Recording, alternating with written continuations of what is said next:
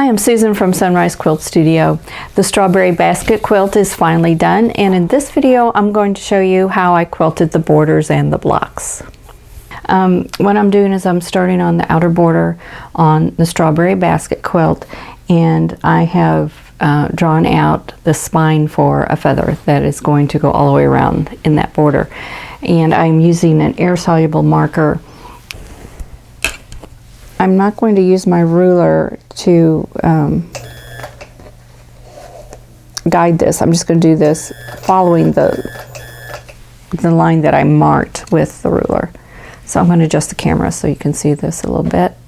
Okay, I am in stitch regulated mode. You could do this either way.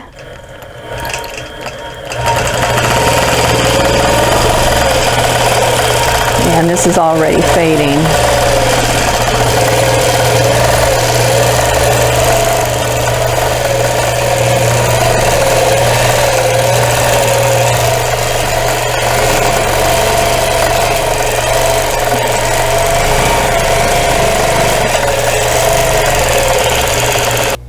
So I'm going to start with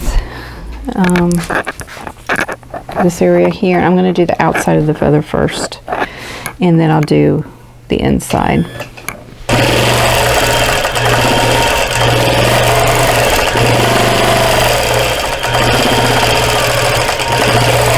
Now I'm doing the traditional formal feather, where I'm bumping back over the top of every other feather, and I'm keeping the feather lengths. They're not equal. They're unequal. I'm keeping them different sizes. And I'm in stitch regulated mode right now. This helps me get the feel for this quilt and how the feather's going, and then when I'm comfortable, then I turn it on to manual mode and then I speed up.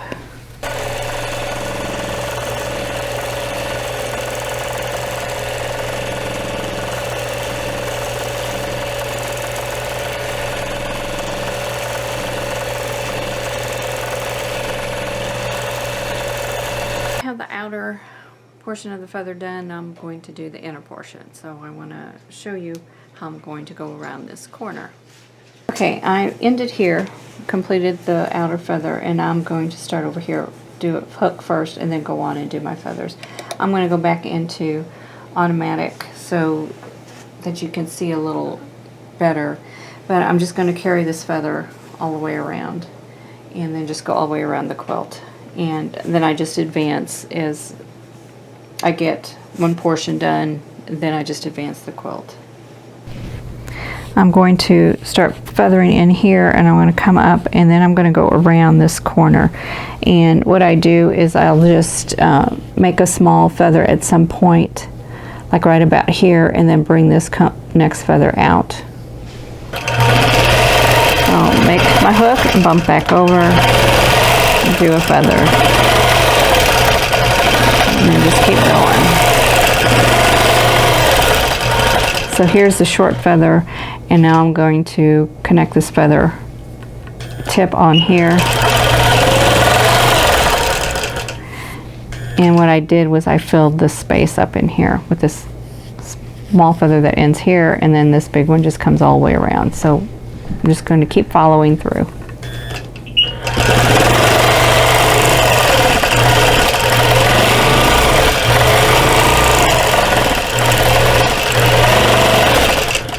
And these feathers aren't all the same width. Some are smaller, skinnier, and some are wider. So it's very varied.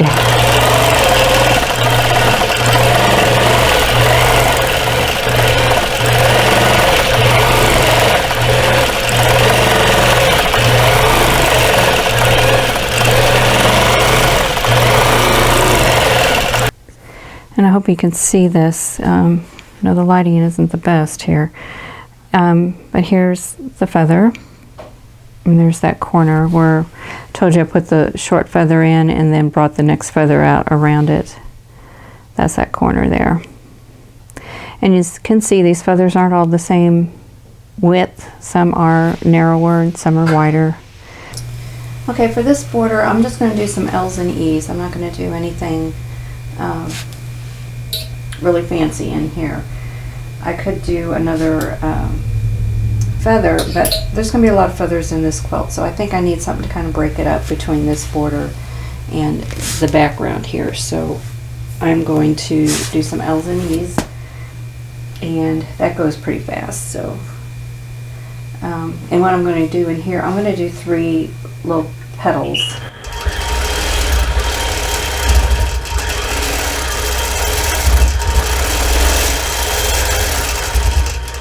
And hopefully you can see that. Just some petals right there, and then I'm going to go into the L's and the E's.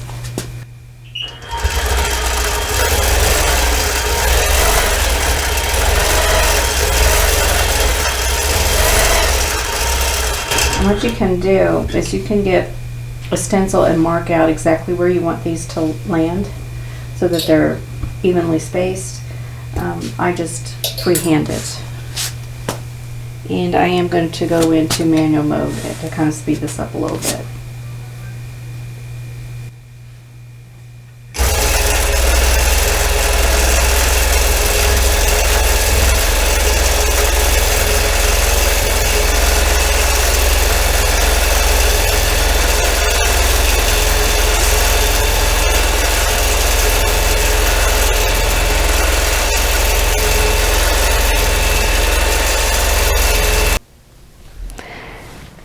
Okay, I've been playing around with this design a little bit, and I've changed my mind on several things. I decided that I needed to pin down what I was going to do in these background squares, which I already thought I had done, but then when I was playing around with these feathers, I realized that things were going to look off, and I'll show you what it was going to look like. Right here with these. See if I can back up a little bit. Okay, with this feather here. Now my plan is to do feathers in the background squares, and what I'm going to do is do a spine in an arc, and it'll be outlined to kind of give me some negative space before I do the inside of this square. The feathers we're going to go around, like here is the base down here, the base here, there would be a base here and a base here. This is my starting point. Like this feather would start here and this one would start here. But if you see what happens when I do that, is this feather is going in the opposite direction of these feathers, and I didn't like that look. I wanted them meeting. So it was either flip this feather to get it going the other way, make the starting point here instead of here, which means this one is okay, but this one and these two would not be going the same direction. That's not going to look good. So the thing to do is to change the feathers here. So what it's going to look like instead, it's going to start down here, and we're going to do this.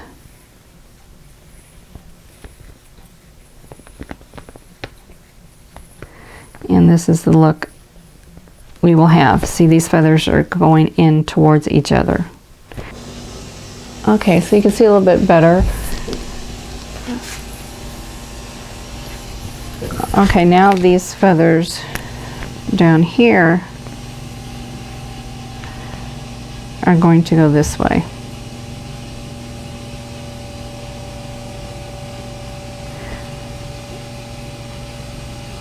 See if I can get them in before my furnace kicks on. And these are going to start here and go this direction.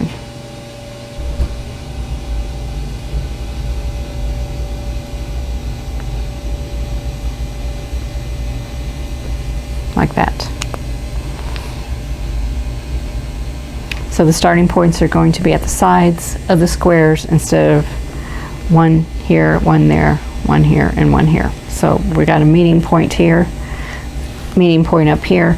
These feathers and these feathers together are going to go the same direction. These two are going to go in the same direction. So it is important to plan out your entire design before you start quilting it, otherwise you're going to wind up doing a lot of ripping out. Okay, I have the first block done. I have the continuous curve in the top, and I have the feather plumes here and the straight line stitching here. But the only thing different I did was I decided to put more lines in here than what I had drawn on the plastic. So we have the radiating lines both in this background and in the base of the basket. And I don't know if you can really see that very well, but those feathers are, that's a little better. There's that feather. Oops, and that one there. So I think it's going to turn out okay. Now that I've got that problem worked out with the feather direction, I think we're on a roll.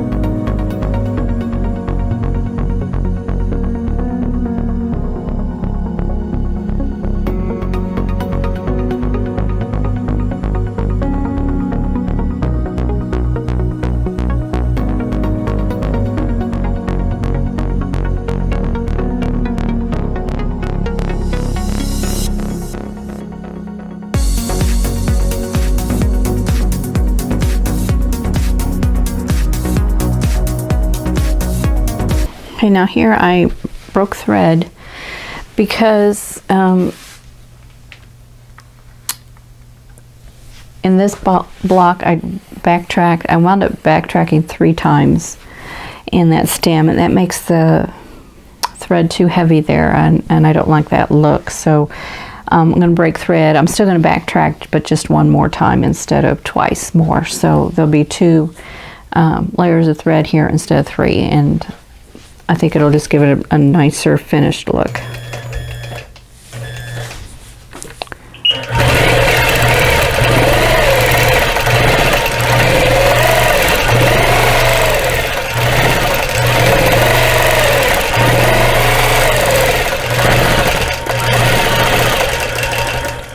And I'm going to backtrack down.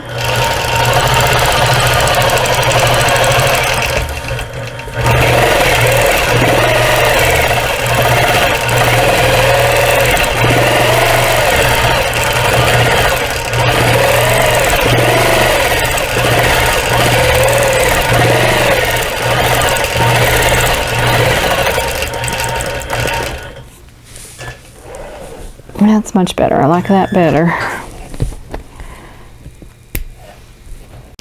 This thread blended in really well with the background, so it is hard to see, but here is the continuous curve in the top and the baskets, and you can see a little bit of that. Let's try a different block. There you can see the feather a little better in this one. But there were 12 blocks, so I've got them set 3 by 4, and they're all done. And you can see a little bit of the background there, or the back of the quilt rather. So I'm getting there, almost done.